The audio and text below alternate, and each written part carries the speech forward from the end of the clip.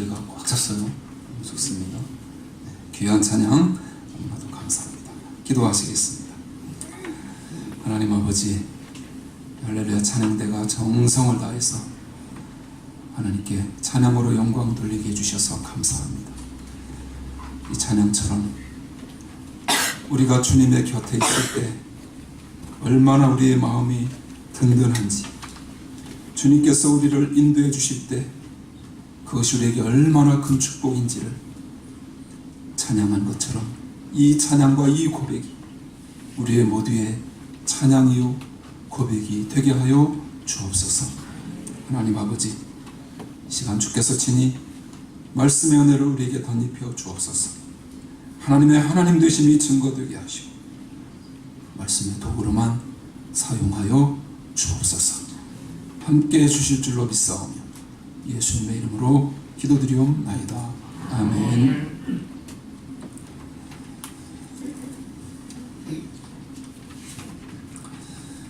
지난주 암송 말씀은 다 잘 암송하셨죠? 히브리서 11장은 믿음장이라고 합니다. 그래서 믿음은 이렇게 시작이 되지 않습니까? 또 짧으면서도 우리가 늘 기억하고 있어야 되는 말씀인데 같이 한번 해보시겠습니다. 믿음은 바라는 것들의 실상이요 보지 못하는 것들의 증거니 선진들이 이로써 증거를 얻었느니라. 히브리서 11장 1절 2절 말씀. 아멘. 잘하셨습니다. 같이 따라서 하실까요? 세상을 변화시키는 사람. 우리가 지난주까지 여호수아서 말씀을 함께 보셨고 정말 하나님께서 하신다는 그러한 말씀을 우리가 계속 들으면서 정말 우리의 모든 것을 하나님께 맡기고 하나님께서 인도해 주시는, 하나님께서 행해 주시는 것을 우리가 늘 기억하며 그 믿음으로 살아가는 것이 얼마나 중요한가를 보았고, 구약했으니까 이제 오늘부터 신약, 그 중에서 로마서 말씀을 함께 나누기 원하는데, 성서학자인 브루스라는 사람이 뭐라고 했냐면 이 로마서를 혁명의 책이라고 표현했습니다. 같이 한번 해보실까요? 혁명의 책. 쉽게 말하면 이 로마서 말씀을 통해 우리 안에 영적인 신앙의 혁명이 일어나야 한다는 그런 표현입니다. 신앙의 혁명이 일어나야 되는데 자꾸만 다른 혁명을 일으키려고 하니까 이게 얼마나 문제가 되는지 모릅니다. 기독교 역사를 살펴보면 그의 말이 틀리지 않았음을 알게 됩니다. 아우구스티누스, 루터, 웨슬리 등 교회 역사에 아주 지대한 영향을 끼친 많은 사람이 이 로마서를 통해 회심과 영적 부흥을 체험했습니다. 마찬가지로 저와 여러분이 영적 부흥을 더욱 체험하기 위해서는 오늘부터 함께 은혜를 나누게 될 이 로마서에 담긴 뜨거운 복음의 메시지를 다시 한번 받아야 한다고 생각합니다. 시간 되실 때 로마서를 묵상하시고 순서대로 하니까 쭉 이렇게 미리 읽어오셔도 참 도움이 됩니다. 그리고 또 주일 예배를 마치고 식사하고 나면 바로 오늘 설교 CD가 나오지 않습니까? 아마 한국교회 이민교회에 몇 없는 그러한 시스템입니다. 너무 좋은 시스템이죠. 보통은 한 주 지나야 나옵니다. 그래서 이 CD를 특별히 제가 설교를 잘하고 목소리가 훌륭하고 그렇다는 말 안 했습니다. 그날 들은 설교를 다시 한번 듣고 또 운전하면서 오가면서 자꾸 들으면서 되새김질할 때 그 은혜가 또 얼마나 놀라운지 모릅니다. CD도 자꾸 들으시고 그러면서 그동안에 다 잊어도 괜찮습니다. 진짜 이 로마서 한번 여러분들이 집중하고 묵상하고 또 하나님께서 주시는 말씀을 잘 마음에 새기시면서 자신을 계속 파헤치기도 하고, 그러면서 그 속에서 복음을 통해 하나님이 말씀하시는 것을 듣고 순종하심으로 말미암아 여러분에게도, 저도 마찬가지고 여러분에게도 영적인 신앙의 혁명이 나타나는 은혜가 꼭 임하시기를 바랍니다. 이 귀한 말씀을 부족한 제가 설교하는 동안 저를 위해서도 기도해 주시기를 바랍니다. 설교 시간마다 성령님이 역사하셔서 복음을 온전히 깨닫게 되는 은혜가 임하도록 도와주시기를 간절히 소망합니다. 우리 로마서 8장 26절, 이번 주에 우리가 암송해야 되는 조금 긴 말씀인데 어렵지 않습니다. 로마서 8장 26절 같이 읽습니다. 이와 같이 성령도 우리 연약함을 도우시나니 우리가 마땅히 빌 바를 알지 못하나 오직 성령이 말할 수 없는 탄식으로 우리를 위하여 친히 간구하시느니라. 아멘. 여러분 모두가 로마서 말씀을 통해 성령 하나님의 도우심의 은혜를 반드시 경험하시기를 바랍니다.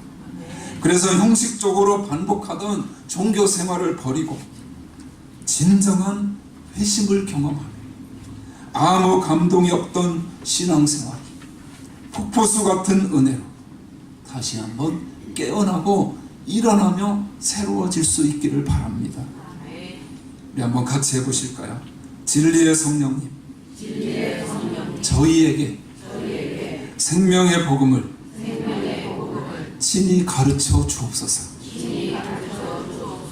한 번 더 하실 때 이번에는 저에게입니다. 저희가 아니라 저에게 진리의 성령님, 저에게 생명의 복음을 친히 가르쳐 주옵소서. 오늘 말씀은 성령의 감동을 따라 로마서를 기록하며 자신을 이렇게 소개합니다. 1절 말씀 같이 읽습니다. 예수 그리스도의 종 바울은 사도로 부르심을 받아 하나님의 복음을 위하여 택정함을 입었으니. 우리는 바울이 자신을 소개하며 사용한 한 단어를 주목해야 합니다. 바로 종이라는 단어입니다. 그가 사용한 종의 의미는 다름 아닌 노예를 말합니다. 노예. 인권도 보장되지 않고 자유도 전혀 없는, 생명조차도 주인의 손에 달려있는 노예인 것입니다.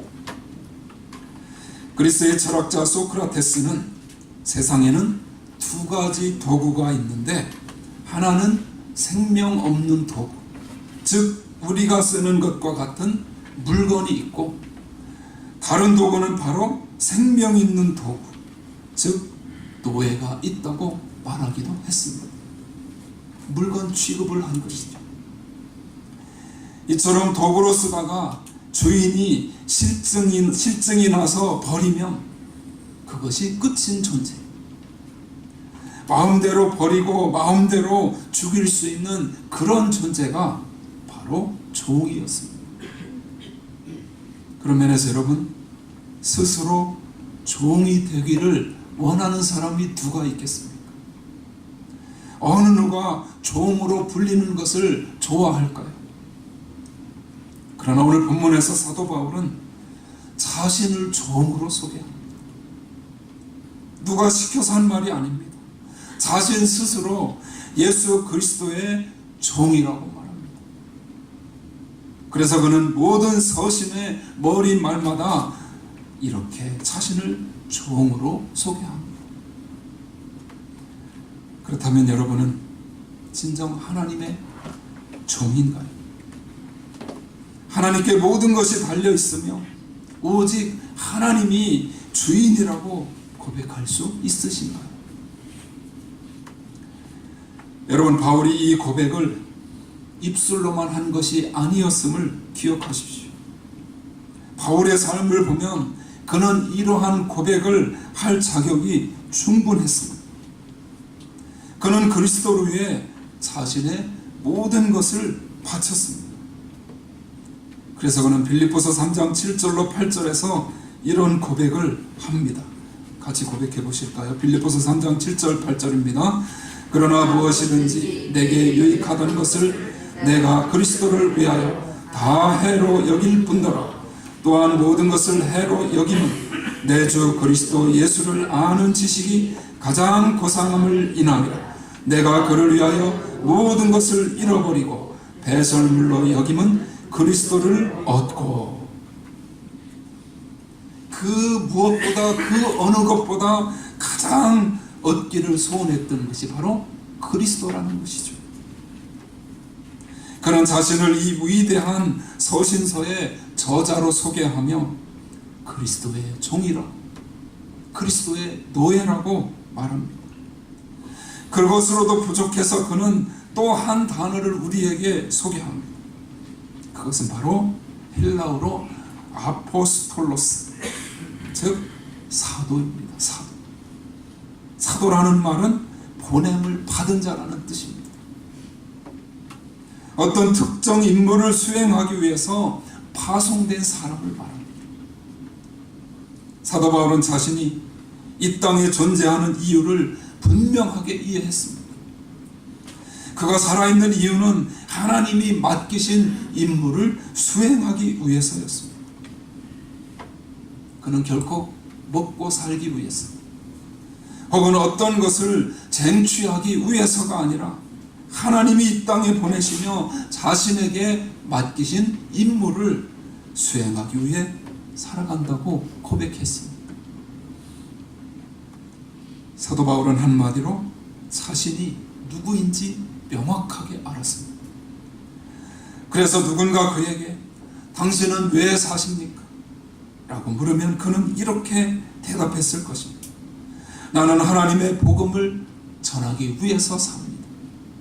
나는 하나님의 종이며 하나님이 보내신 대사요 복음 전파를 위해 따로 보존된 사람입니다.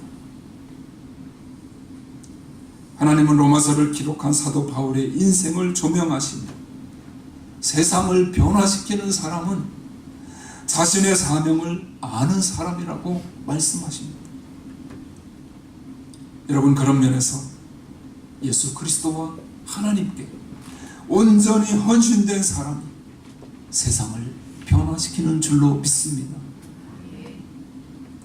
혹시 오랫동안 믿음 생활했지만 가족조차 변화시키지 못하는 자신에 대해 의구심이 드시며 가족까지 갈 것도 없고 본인 자신은 어떠신가? 오늘날 교회 공동체가 이처럼 힘이 없는 이유가 무엇인가? 어쩌다가 세상을 변화시키기는커녕 오히려 세상의 지탄을 받는 대상으로 전락해 버렸나? 그 이유는 오직 한 가지입니다. 바로 하나님께 자신의 삶을 전적으로 드리는 사람이 없기 때문입니다. 정말 세상을 변화시키기 원하십니다. 진정으로 자녀와 후손들에게 놀라운 삶을 선물하고 싶으십니까? 그렇다면 하나님께 여러분을 드리시기 바랍니다. 드리되 부분적으로 드리지 말고 온전하게 전폭적으로 하나님 앞에 드리시기 바랍니다. 정말 구원받은 자다운 삶을 살기 원한다면 하나님 나라의 거룩한 목적이 여러분의 삶에서 가장 첫 번째가 되게 하시기를 바랍니다. 누가 세상을 변화시키나요?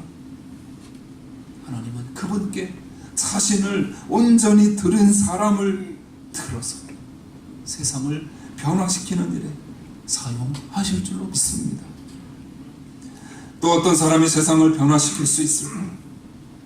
하나님은 복음을 명확하게 아는 사람, 그 사람을 통해서 세상을 변화시킨다고 말씀하십니다. 사도 바울은 로마서 전체에서 복음에 대해서 설명하지만 특별히 로마서 서두에서 복음에 대해 이렇게 요약합니다. 2절 말씀을 같이 읽습니다. 이 복음은 하나님이 선지자들로 말미암아 그의 아들에 관하여 성경에 미리 약속하신 것이라. 여러분, 이 말씀에 복음의 핵심이 있습니다. 첫째, 복음은 하나님이 미리 약속하신 것입니다. 둘째로, 복음은 누구에 관한 것이요? 하나님의 아들에 관한 것입니다. 복음은 미리 약속된 것이며 그 아들에 관한 것이라는 이것이 매우 중요하기 때문에 사도 바울은 다시 고린도전서 15장 3절로 4절에서 이렇게 표현을 했습니다. 고린도전서 15장 3절 4절 같이 읽습니다. 내가 받은 것을 먼저 너희에게 전하였느니 이는 성경대로 그리스도께서 우리 죄를 위하여 죽으시고 장사 지낸 바 되었다가 성경대로 사흘 만에 다시 살아나사. 눈에 띄는 구절이 있죠? 뭔가요? 성경대로. 성경대로 예수님이 우리를 위해 죽으시고 성경대로 다시 살아나셨다. 이 말씀.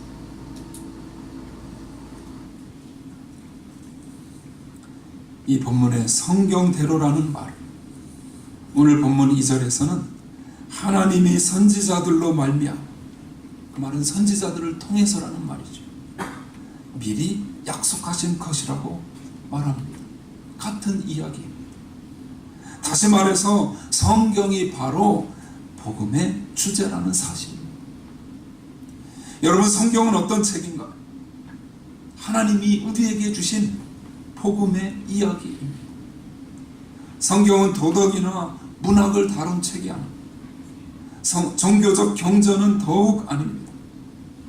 성경은 지혜를 얻으려고만 읽는 책도 아닙니다. 그렇다면 성경은 어떤 책인가요? 하나님은 성경이 바로 복음에 대한 책이라고 말씀하십니다. 그래서 어떤 신학자는 성경에는 피의 강이 흐르고 있다, 그렇게 말하기도 했습니다. 여러분 모두가 성경을 읽으면서 하나님의 말씀을 들으면서 이 로마서 말씀, 특별히 로마서 말씀을 통해 성경 전체에 흐르는 보혈의 강을 발견할 수 있기를 바랍니다. 그렇다면 여러분, 복음은 무엇인가요? 바울은 복음이 아들에 관한 것이라고 말합니다. 복음은 바로 아들 예수 그리스도에 관한 것입니다. 복음은 다름 아닌 예수 그리스도에 대한 진리입니다. 그러므로 성경의 모든 것을 다 안다고 해도 예수님이 누구신지 알지 못한다, 성경을 전혀 모르는 것입니다. 성경의 좋은 구절에 감명을 받고 조금 더 선하게 산다고 해도 예수님을 인격적으로 만나지 못했다. 예수님을 인격적으로 만난다는 것이 무슨 의미입니까? 내 온 마음과 의지를 다해서 예수 그리스도께서 내 죄를 속하기 위해 십자가에 못 박혀 죽으셨다, 사흘 만에 부활하셨음을 믿고 그 예수 그리스도를 나의 구주, 나의 주님으로 영접할 때 성령께서 내 마음에 들어와서 거듭나게 해주셨어요. 우리는 예수님과 인격적인 만남을 갖게 되는 것입니다. 이것이 없다면 성경을 모르는 것이라고 오늘 말씀하고 있는 것입니다. 왜냐하면 성경의 핵심은 복음이고 복음의 핵심은 예수 그리스도이기 때문입니다. 그렇다면 여러분, 예수님이 누구신가요? 하나님은 사도 바울을 통해 로마서 전체에서 그것을 말씀하시기 원했지만 오늘의 본문 3절로 4절에서 먼저 이렇게 요약해서 가르쳐 주십니다. 3절 4절 읽습니다. 이 아들로 말하면 육신으로는 다윗의 혈통에서 나셨고 성결의 영으로는 죽은 자 가운데서 부활하여 하나님의 아들로 인정되셨으니 곧 우리 주 예수 그리스도시니라. 아멘. 성경은 예수님에 관해 두 가지를 강조합니다. 하나는 그분의 인성이며 다른 하나는 그분의 신성입니다. 예수님은 완벽한 인간이시면서 동시에 완벽한 하나님이십니다. 중간은 없습니다. 예수님은 4대 성인 중 한 분이 아닙니다. 성경은 예수님이 하나님이시라고 말합니다. 그렇다면 예수님이 완벽한 하나님이시라는 이 놀라운 사실을 어떻게 증명할 수 있나요? 사도 바울은 4절에서 이렇게 말합니다. 성결의 영으로는 죽은 가운데서 부활하여 능력으로 하나님의 아들로 인정되셨으니 곧 우리 주 예수 그리스도시니라. 예수님의 신성, 즉 인간의 몸을 입고 오신 예수님이 하나님이시라는 사실이 어떻게 증명되었나요? 바로 부활을 통해 선포되었습니다. 물론 수넴 여인의 아들과 나사로가 죽었다가 살아났지만 그것을 부활이라고 부르지는 않습니다. 왜냐하면 그들은 죽었다가 살아났지만 결국 모든 사람이 정해진 이치에 따라서 다시 죽었기 때문입니다.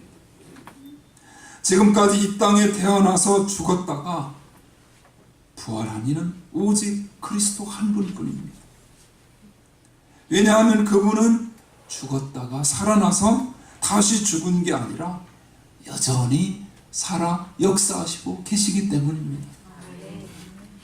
여러분, 그런 면에서 진정 복음을 알기 원하십니까? 그렇다면 먼저 예수님을 알아야 합니다. 예수님이 누구신가? 그분은 바로 성자 하나님이십니다. 천지 만물과 저와 여러분을 지으신 창조주 하나님이십니다. 그분이 인간의 몸을 입고 이 땅에 오셨습니다. 그리고 놀랍게도 도저히 이해할 수 없는 은혜와 사랑으로 우리의 죄를 대신해서 십자가에 고난받으시고 보혈을 흘리셨습니다. 그만큼 저와 여러분을 사랑하셨습니다. 하지만 그분은 무덤에 머물지 않고 죄의 권세를 이기는 하나님이심을 증명하시기 위해 부활하셨습니다. 그런 면에서 여러분은 이 복음을 얼마나 깊이 알고 계십니까? 우리가 정말 복음을 깊이 안다면, 정말 구원을 안다면 나를 대신해서 돌아가신 그분이 나를 지으신 창조주 하나님이시며 그분으로 인해 천국에서 영원히 부활한 몸으로 살 것을 믿는다면 어떻게 절망할 수 있나요? 어떻게 작은 재물 하나 때문에 낙심할 수 있나요? 어떻게 욕심에 취해서 살 수 있나요? 정말 복음을 깊이 안다. 우리도 사도 바울처럼 헌신된 삶을 살게 될 줄로 믿습니다. 바로 이러한 사람이 세상을 변화시키는 사람입니다. 그래서 주님은 복음을 머리로 아는 자가 아니라 가슴으로 아는 자, 참된 십자가의 의미를 가슴으로 아는 자만이 세상을 진정으로 변화시킬 수 있다고 말씀하십니다. 이 복음을 전심으로 사랑하는 축복을 여러분 모두가 누리게 되시기를 바랍니다. 마지막으로 세상을 변화시키는 사람은 첫 번째 하나님께 전심을 드리는 사람, 두 번째 복음을 명확하게 아는 사람, 세 번째로는 축복의 마음을 소유한 사람입니다. 7절 말씀을 같이 읽으시죠.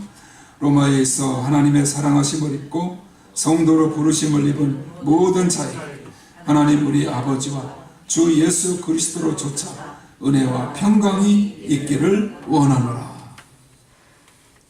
이 말씀은 우리가 잘 아는 것처럼 사도 바울의 서명과도 같은 인사입니다. 사도 바울은 사람들을 만나고 헤어질 때마다 이 인사를 했습니다. 이는 단순한 인사가 아니라, 입으로만 하는 인사가 아니라 그의 진심이 담긴 기도였습니다. 오늘날 우리의 조국 한국의 경우 얼마나 각박해졌는지 모릅니다. 소득이 5,000달러일 때만 해도 사람들에게 정이 굉장히 많았습니다. 그런데 2만 달러가 되자 사람들은 더 많이 소유하기 위해 서로를 미워하고 공격하고 시기하며 짓밟았습니다. 머지않아 3만 달러가 될 텐데 더 심해지지 않을까? 여러분, 물질은 우리에게 온전한 만족을 주지 못합니다. 결국에는 그 물질 때문에, 물질이 없었으면 오히려 아무 일도 없었을 것을, 물질 때문에 자꾸만 이 문제 저 문제들이 생기는 것 아닌가? 오늘날 사람들을 보면 마치 가슴에 칼을 품고 사는 것 같습니다. 늘 싸울 태세를 갖춘 그런 것처럼 보입니다. 지식도 많고 눈치도 굉장히 빠릅니다. 상대방의 연약함을 아주 명확하게, 아주 빠르게 파악을 합니다. 그리고는 곧바로 비판과 비난의 말을 쏟아냅니다. 그러나 이런 사람들은 절대로 다른 사람들에게 선한 영향력을 끼치지 못합니다. 성경은 우리에게 선과 악을 분별하라고 권면합니다. 우리는 죄를 정죄하는 것이 마땅합니다. 그러나 성경 어디에도 사람을 비판하고 정죄하라는 말씀은 없습니다. 우리 또한 죄를 지적하는 율법이 아니라 갈보리 십자가의 사랑, 은혜로 인해 변화되지 않은 하나님의 생명을 붙잡고 살아가고 있는 것 아닌가? 주님은 은혜와 사랑의 축복이 사람을 변화시킨다고 말씀하십니다. 우리는 누가 지적해주지 않아도 스스로 어떤 잘못을 저질렀는지 잘 압니다.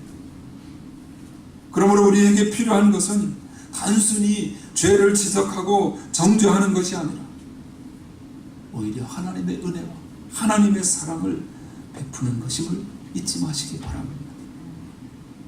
그래서 정말 여러분이 하나님의 참된 은혜를 맛보았다면 주위 사람들에게도 그 은혜의 단비를 경험할 기회를 주시기 바랍니다.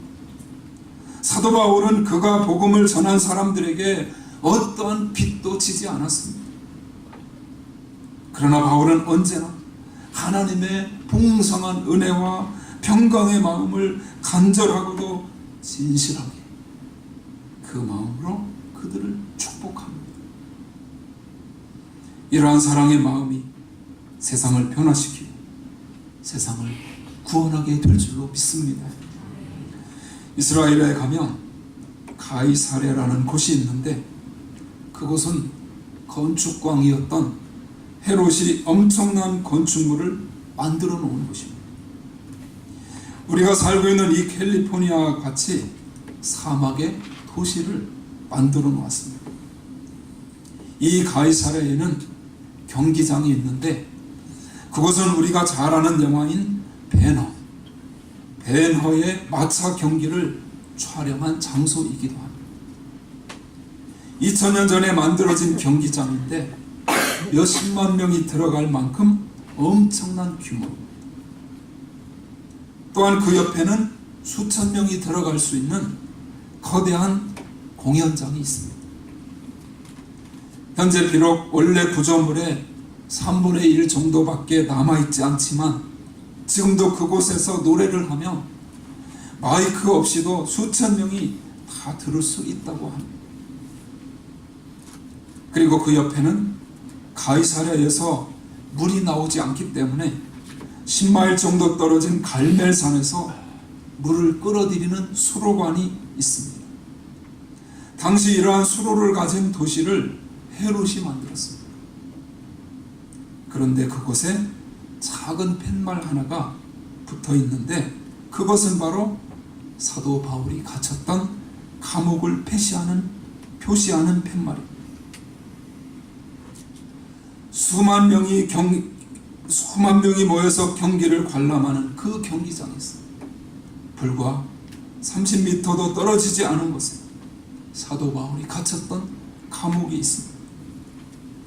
여러분 한번 상상해 보십시오. 그 당시 부와 권력을 가졌던 수많은 사람, 가이사랴에서 오늘날로 말하면 LA의 다운타운 한복판에 모여 쾌락을 즐기고 있는 것입니다.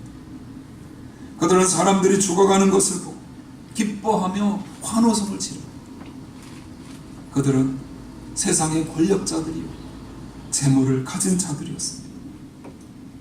그런 그들이 있는 그곳에서 아주 가까운 한 감옥에 온몸이 상처투성이인 한 사람이 갇혀 있습니다. 그는 그 로마로 압송되어 형장의 이슬로 사라질 사람이었습니다. 현실적으로 그 부유한 자들에 비해 그는 너무나도 비참한 처지에 놓여 있었습니다. 그러나 여러분, 누가 세상을 바꾸었습니까? 역사는 그날 그 경기장에 모여 자기의 부를 자랑하고 인생을 즐기던 사람들은 세상에 1cm, 눈금만큼도 세상을 변화시키지 못했다고 말합니다. 이 세상은 수만 명의 사람들이 자기의 삶을 즐길 때 홀로 외로이 감옥에서 주를 향한 열정을 불태웠던 그 사람에 의해서 변화되었다고 증언합니다. 사랑하는 여러분, 그런 의미에서 우리는 선택해야 합니다. 이 선택은 다른 누군가가 도와줄 수 없습니다. 우리 스스로 선택해야 합니다. 이 선택에는 책임이 따릅니다. 여러분은 정말 구원받았습니까? 진정으로 십자가를 믿으십니까? 그렇다면 로마서를 저술한 사도 바울을 본받아 세상을 변화시키는 사람으로 살아가게 되시기를 바랍니다. 앞으로 로마서를 살펴보면 성경을 관통하는 십자가의 은혜의 강물이 여러분의 삶과 여러분의 가정 그리고 우리 교회 위에 흘러 넘치게 되기를 주님의 이름으로 축원합니다.